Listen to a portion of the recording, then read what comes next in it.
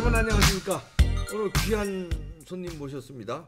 박찬종 변호사님 모셨습니다. 어서 오십시오. 예, 오래간만에 뵙겠습니다. 네, 오래간만에 뵙습니다. 예, 이봉규 TV의 특색이 아주 생기발랄하고 그 시청자들이 아주 좋아해요.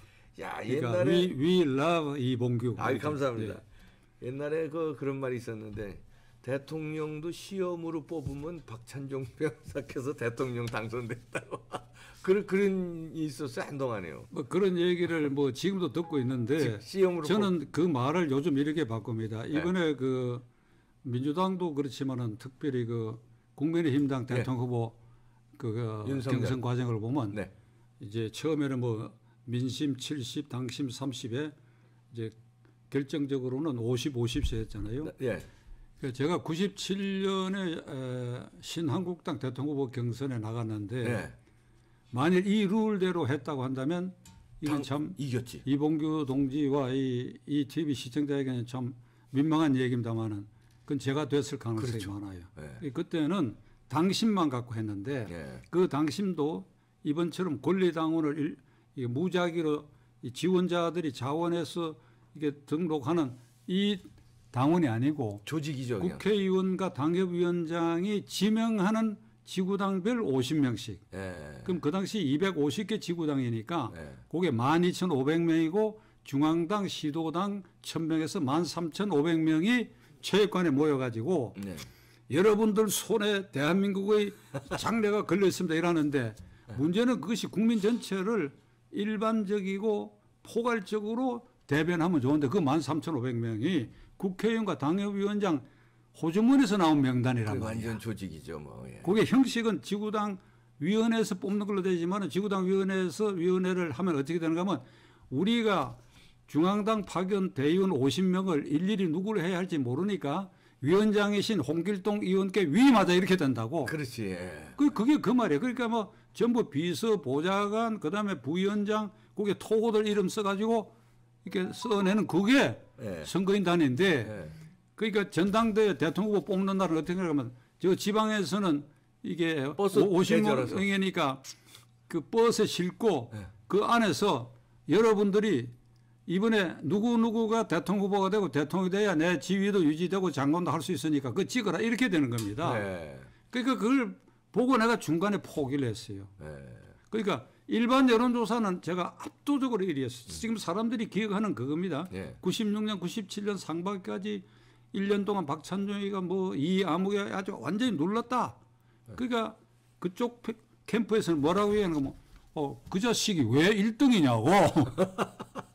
그 문간에 나가면 1등인데 그 자식이 어째서 1등이 되느냐고 이랬다고. 네. 그러니까 지금 이 뭐 홍준표 의원도 섭섭한 게 많고 하지만은 그때 20여 년 전 일을 생각하면 그대들은 정말 자유롭고 가능한 그 룰 안에서 했다 이렇게 느껴야지. 이 얘기 좀 길어졌습니다. 아닙니다. 그러니까 시험 쳐서는 안 될 사람이야 지금은.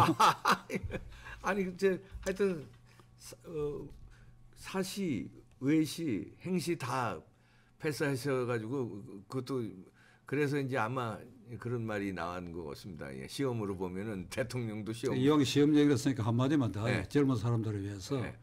그 이제 세계 시험의 과목이 토탈하면 중복되는 과목도 있으니까 예. 한 16, 7개 과목쯤 될 거예요. 예. 뭐 헌법, 행정법 이런 건 중복되는 것이니까. 그런데 그게 이제 이게 논문 평가니까 논문. 예. 이거 제한된 시험지 안에 2시간 동안 그게 일종의 고시도 기술인 면이 있고 그다음에 집중을 해야 되고 각 과목마다 아주 그 특색에 대해서 머리에 완전히 담아야 되고 그러니까 돌출적인 문제가 나올 수가 있거든.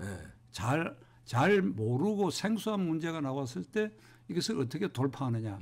그게 논문 시험으로 평가하는 것에 대해 그 핵심 관건이에요. 그러네요. 예. 그런데 세계 시험을 보는 동안은 내가 어려운 문제가 하나도 안 나서 참 시험위원들에게 감사하다. 그만큼 또 실력이 있으시니까. 요즘에 그 야당 이제 어떻게 보고 계십니까? 윤석열 후보가 됐는데 당대표가 이런 적 처음인 것 같아요. 당대표가 윤석열 후보를 막 깎아내리고 자기 정치를 하고 뭐 홍준표는 2등으로 해서 떨어져서 좀 뒤끝이 좀 있는 것 같고 뭐 이런 상황 어떻게 보시고 계십니까? 그러니까 지금 그 당헌 당규 규정을 다 최종 후보 네 사람이 다 존중하고 네. 그걸 지키면서 그런 결과가 나왔으니까 네. 전원이 승복할 수밖에 없고 네. 그리고 우리 국민들 입장에서는 야당 국민의힘당을 주목할 수밖에 없는 네. 게 원내 제1당이고 일단 개헌 저지선을 확보하고 있는 정당이기 때문에 네. 따라서 이번 돌아오는 내년 3월 9일 대통령 선거를 우리가 어떤 뜻으로 어떤 개념으로 받아들여야 되느냐 그것을 우리가 먼저 생각할 필요가 있죠. 네. 그러니까 문재인 정권을 뭐 죽어도 문재인 정권이다. 대깨면 대가리가 깨져도 문재인이다. 그리고 문재인 승계 정권이다. 그럼 이제 이재명이다. 예를 들면 그 열렬 지지자 그룹이 분명히 있어요. 네. 그러나 이건 안 되겠다. 이거는 종북 주사파 친 김정은 정권이다. 그러니까 이 정권이 앞으로 5년 계속된다고 한다면 가령 그것이 이재명이가 대통령에 대해서 개성된다 하더라도 그 5년 동안에는 완전히 김정은에게 서울로 오는 꽃길을 열어주는 친북 주사파 네. 극단적 종북 정권이 될 것이고 네. 그것은 결과적으로 핵을 보유한 북한에 대해서 우리가 종속되고 국가 안보가 위기에 처하게 될 것이다.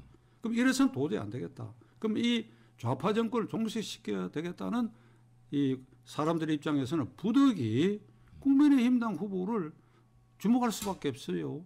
국민의힘당 후보로 결정된 이가 예를 들면 저 무지개 타고 이게 백마를 타고 아주 깃발을 휘둘리면서 이런 후보가 등장했으면 좋겠지만은 우리 눈에 부족하고 비판의 여지가 있다 하더라도 네. 어쩔 수 없지 않냐 이거야. 네. 최선이 아니면 차선이고 차선이 아니면 차악이 되거야. 최악이라 아니라면 그냥 거기에 이제 표를 모아줄 수밖에 없다. 그렇죠. 네. 이런 입장인데 이 후유증은 제가 뭐 홍준표 후보가 어깃장 나왔다고 나는 보지 않는데 네. 지금 그 윤석열 후보가 이 대선 선대위 구성이나 앞으로 그가 헤쳐나갈 네. 그 행보에 있어서 지금 요 단계에서 걸림돌이 나는 두 사람이라고 봐요. 네. 이 장애물인데 네. 장애물이 누굽니까? 그게 김종인과 이준석이라고 있습니다. 김종인과 이준석. 예.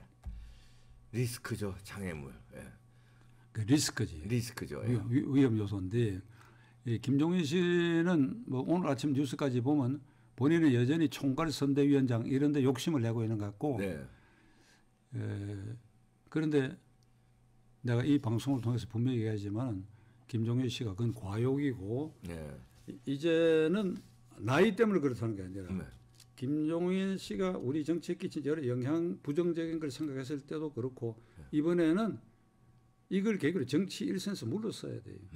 왜 그런가 하니까 이 윤석열 후보가 이제 부패와의 전쟁을 선언했거든. 네. 물론 큰 개념으로는 좌파 정권 종식이고 거기에 전략은 부패와의 전쟁이다. 네. 그 이재명이가 부패 덩어리니까 그렇죠. 그걸 내세웠지요. 그런데 만일 김종인 씨가 총괄 선대위원장이 됐다고 한다면 자신의 입으로 부패와의 전쟁이다 이 말 할 수 있겠느냐 이거야. 그러네요. 일생 살아온 게 그렇죠. 그러니까 이게 뭐 확실하기 위해서 공개를 해야 되지 않겠어요? 네. 그 저기 노태우 정권 아래에서 뭐 그 전에는 전두환 정권의 경제수석도 하고 장관도 하고 이런 과정에서 동아은행 뇌물 사건 있잖아요. 예. 한 1년 반 동안 감옥을 살아 나온 사람이거든. 그렇죠. 그에게 그런 뇌물 사건, 부패 사건에 큰 주홍 글씨가 있다고. 그러니까 요거 때문에 그 당시 수사를 맡았던 홍준표 의원을 예. 미워하고 작년 4.15 선거에 이제 무소속으로 당선돼 올라오는데도 1년 가까이 입당을 거부하고 이런 감정적 표현을 하고 그랬는데 그러니까 이런 전력이 있기 때문에 그걸 기억 못하는 사람들에게 무관하다 하더라도 본인이 자격지심으로라도 이건 부패와의 전쟁이다 자신 있게 얘기하고 나가야 될 거 아니야 이거야. 자신이 흔들리죠. 그러니까 그 말을 못 하거든. 그렇죠. 아니 당면한 그 경쟁자가 부패 덩어리인데 말이야. 국민 앞에 총괄위원장이 이게 딱 취임하게 되면 첫 마디가 말이야. 좌파 정권의 종식에 부패 정권을 타파하는 것이다 말이야. 네. 만약 본인이 그러면 니는 뭔데 이렇게 될 거 아니에요. 그렇지. 저쪽에서는 네. 그러니까 이게 짝이 안 맞아. 이번에는 완전히 짝이 안 맞으니까 완전히 뒤로 물러서야 된다. 조용히 그냥. 그러니까 이거 내가 정식으로 네. 이병규 대표를 앞에 앉혀놓은 자리에서 이병규 TV 시청자들을 등에 업고 김종인 박사 이제 물러서요. 물러서요. 이거 내 말 좀 전해주시기 바랍니다. 예. 사실 모르는 사실은 아닌데 그러나 본인을 위해서 내가 얘기하는 거예요. 그다음에 이제 이준석 대표는 그 입을 닫아야 돼. 입을. 아주 입을 봉해야 돼. 입을 봉해야 돼. 그 저기 김대중 정권 때 김홍신 비례대표 의원이 김대중 대통령 현직일 때 뭐 DJ 오바로 고쳐야 된다고 그랬죠. 이 저기 입을. 전자 미싱으로 입을 봉해야 된다고 해갖고 화를 입은 일이 있는데 이준석 대표가 왜 이제는 이 말문을 닫아라. 말문을 닫아야 되는 것이 이번이 대선 국면 전후에서 말이지 윤석열 캠프에 모여 있는 사람들을 하이에나 하이에나. 그다음 또 뭐라고 파리떼라 그랬거든. 그와 같은 시기에 김종인 씨는 자리 뭐라 그러든? 자리 사냥꾼. 그러니까 이 김종인은 자리 사냥꾼, 이준석은 자리 하이에나 파리떼 이렇게 얘기를 했단 말이죠. 그러니까 그거는 실수치고도 중대한 실수입니다. 그 김종인 씨나 이준석 씨는 과거 정권 변동기마다 뭔가 이렇게 기대고 그래 해서 파리떼나 자리 뭐라고? 자리 사냥꾼. 자기들이 자리 사냥꾼 한 일은 없는가 스스로 한번 생각을 해볼 필요가 있고 그다음에 한국의 오랜 정치 풍토 오래다고 하는 것은 뭐 김영삼 대통령 이래 문민시대 이래 대통령 지금 7사람 배출을 했는데 그 과정에서 우리가 보아온 게 있거든. 유력한 대통령 후보 캠프에는 사람이 모인다 이게. 그러니까 이제 당선이 되면 당선자 신분일 때 또 모인다 이거예요. 이건 어떤 의미에서 사실 인간의 본성과 그다음에 한국의 사회 경제적 발전 단계로 봐갖고 필연적일 수밖에 없는 것이 자연스러운 현상. 자리가 필요하거든. 그렇죠. 자리.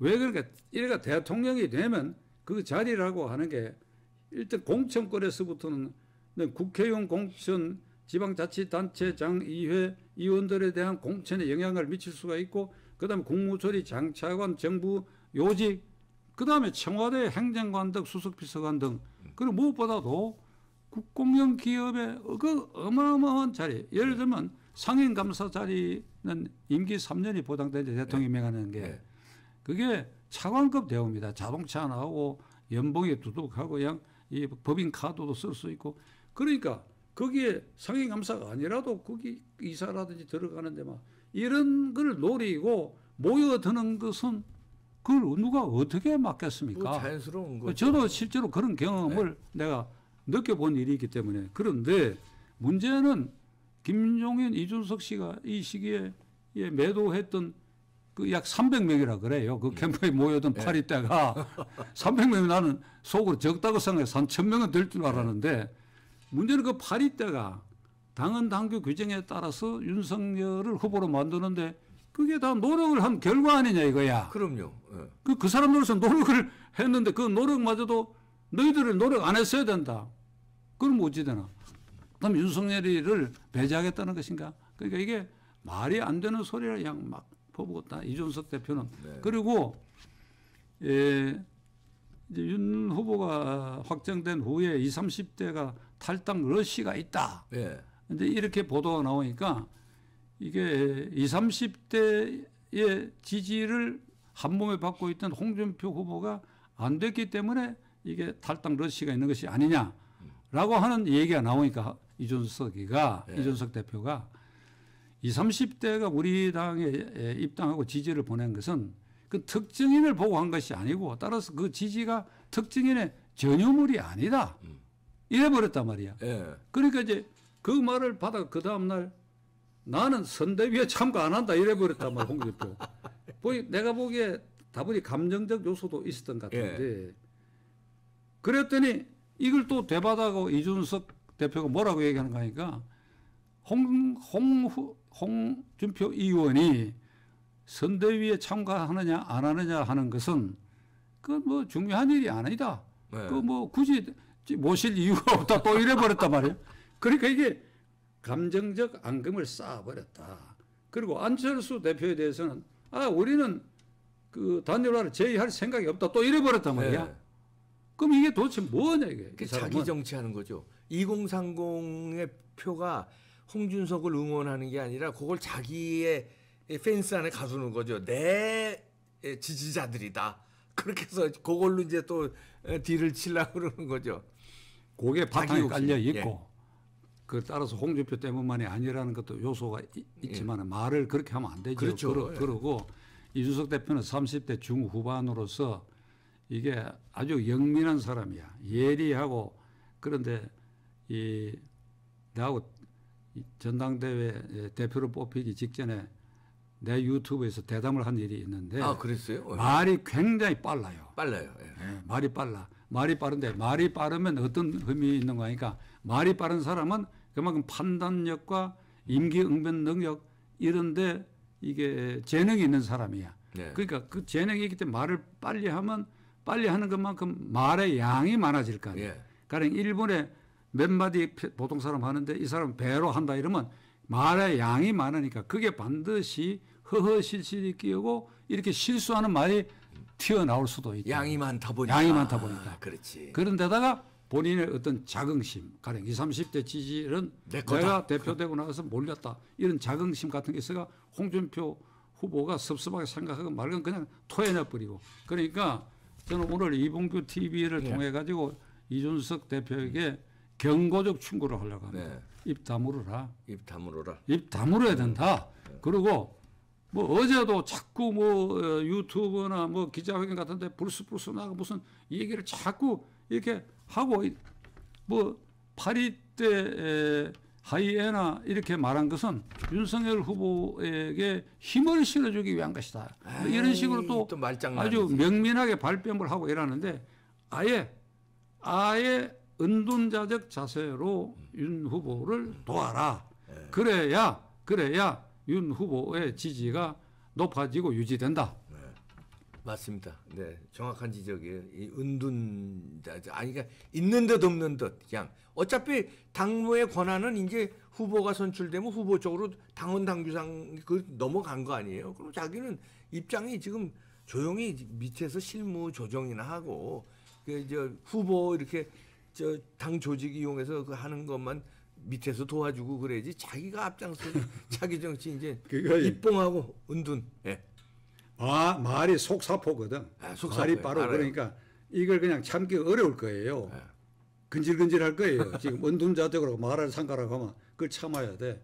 참아서 이준석이가 있는 듯 없는 듯 해서 이걸 성공하면 그 공이 결국 이준석으로 돌아가지. 그러니까. 상당 부분.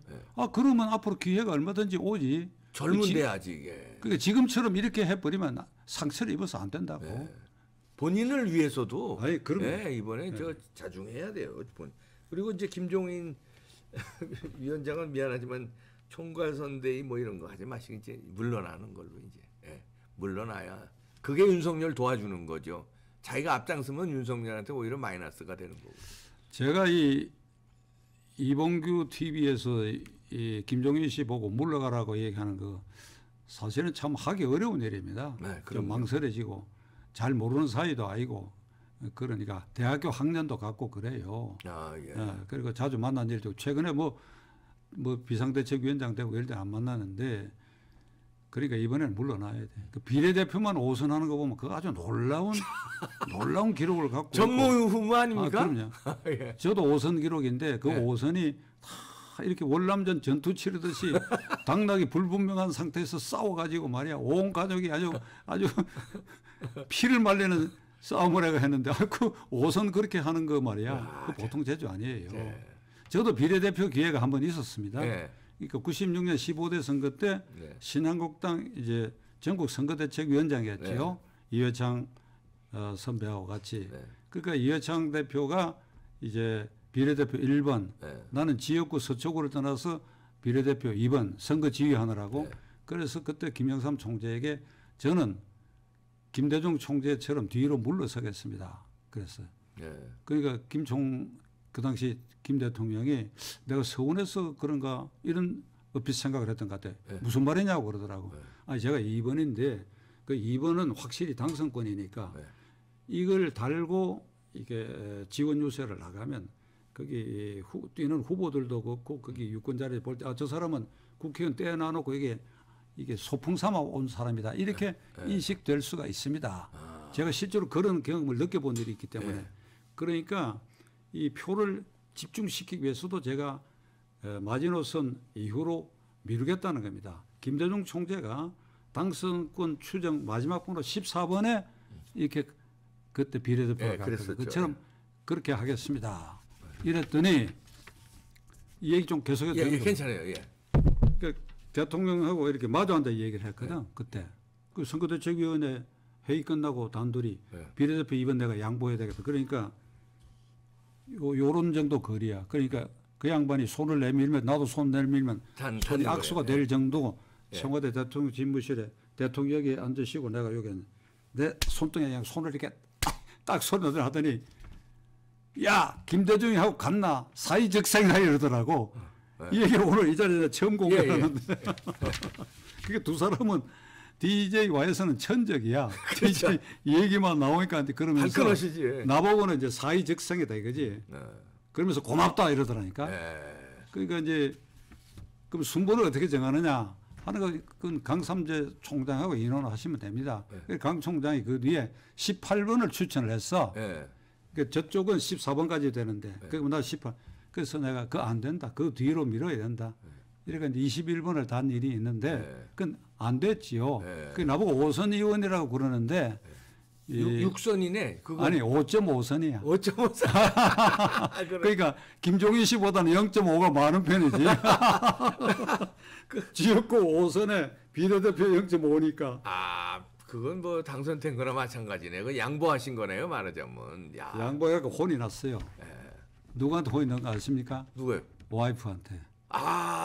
요 신문 기사를 보고 말이야. 이게 무슨 박찬종 선대위원장 비례대표 이 마지노선 이후로 후퇴 양보. 그러니까 미담 기사로 넣었어. 근데 이제 신문마다. 사모님 입장에서는 얼마나 그러니까 지금 저 주요 일간지마다 다 그 기사화가 돼. 그 당시 그건 뭐 선거철이니까 선대위원장 중에 하나가 그러니까 좀 유해창 선배한테 좀 민망하게 됐지. 그 1번은 그대로 유지하는데 2번이 당을 위해서 희생했다고 하니까 여기 미담 기사로 나니까 아침에 조간신문에 보도된 걸 보고 제 와이프가 신문을 찰랑찰랑 흔들면서 이게 무슨 짓이냐고. 이게 무슨 짓이냐 이 말이야. 사모님 입장에서는 당연하죠. 이런 걸 그러니까 양보하냐. 선거 때 낙선도 하고 이제 당선도 한 경험 속에서 이게 너무 어렵다는 걸 아니까 말이야. 이번에는 남편이 편하게 돼가 세미도 좀 편하게 받는가 생각했더니 이게 무슨 짓이냐고. 그러면서 한 말이 있어요. 사모님이. 이거 소용없습니다. 이거 누가 기억도 안 해주고 손해봅니다 그러더라고.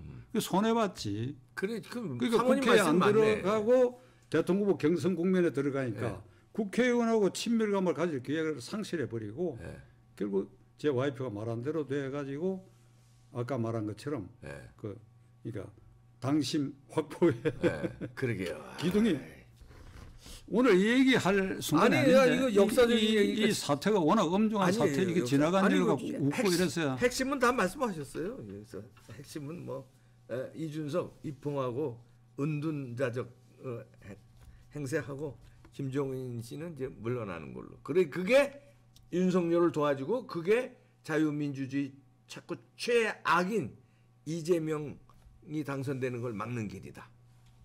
그 얘기 끝에 말이죠. 네네. 제가 뭐 김종인 씨는 날 물러서라고 봅니다. 이준석 대표가 지금 하고 있는 걸 계속한다면 제가 몇몇 제야 인사하고 약속한 게 있어요.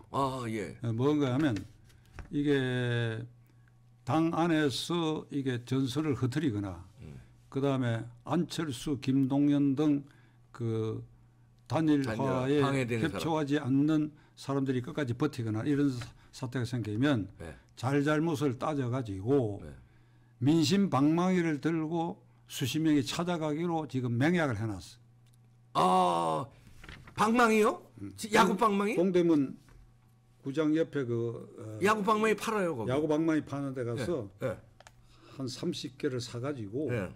이걸 들고 예를 들면 뭐 이제 이름 얘기할 필요 없어요. 뭐 이준석이든 누가 됐건 간에 네. 우리 기준에 어긋나는 짓을 하면 찾아가가지고 이러고 싶은데 그렇게 되면 폭행자가 되잖아요. 네. 그렇죠? 아니, 변호사님이 범죄가 폭행죄로 되니까 들어가시면 안 되는데. 정정하게 이걸 받으십시오. 야구방망이를. 우리가 보는 앞에서 스스로 종아리를 때리십시오. 이렇게 민심 방망이, 민심 횃불로 이게 이 정서를 흩트리는 사람들에 대해서는 우리가 천병 역할을 해야 되겠다. 그거 좋네요. 이 야구방망이는 후들. 만약 그런 일이 생기면 제가 네가 네 스스로 네 죄를 알렸다. 저 이봉규 TV에 이봉규 대표에게 부탁을 드리는데 예. 우리가 그런 일이 있으면 연락을 드릴 테니까 사진을 찍어 보도 좀 해줘요. 알겠습니다. 네. 예, 오늘 감사합니다. 네, 알겠습니다. 야구방망이. 민심 방망이. 준서가 기다려라. 김정일 위원장님 기다리십시오. 우리가 때리는 게 아니고 그러니까 우리가 때리면 문제가 스스로. 생기니까 알겠습니다. 스스로 때려라.